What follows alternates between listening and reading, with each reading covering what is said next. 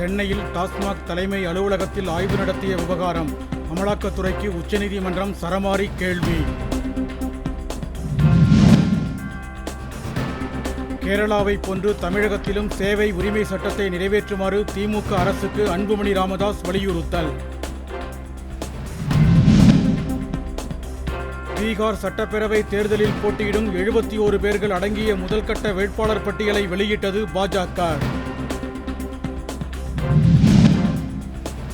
நொய்யலாற்றை பாதுகாக்க ஆட்சிப்பணி அதிகாரி தலைமையில் குழு அமைக்க வேண்டுமென கோவை மாவட்ட விவசாயிகள் கோரிக்கை. விபத்தில்லா தீப ஒளி திருநாளை கொண்டாடும் வகையில் கும்பகோணத்தில் பள்ளி மாணவர்களுக்கு தீயணைப்பு துறையினர் சார்பில் விழிப்புணர்வு. தேனி மாவட்டம் ஆண்டிப்பட்டி பகுதியில் உரிய விலை கிடைக்காததால் குப்பையில் கொட்டப்படும் தக்காளி பழங்கள். விவசாயிகள் வேதனை.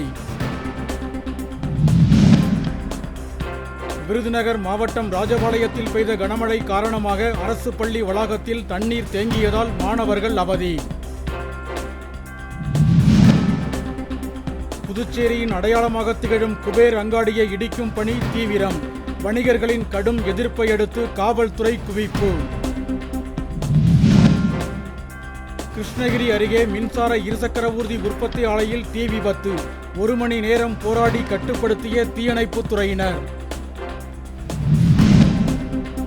வடகிழக்கு பருவமழை நெருங்கும் நிலையில் மழைநீர் சேகரிப்பை வலியுறுத்தி திருப்பத்தூரில் விழிப்புணர்வு ஊர்வலம்.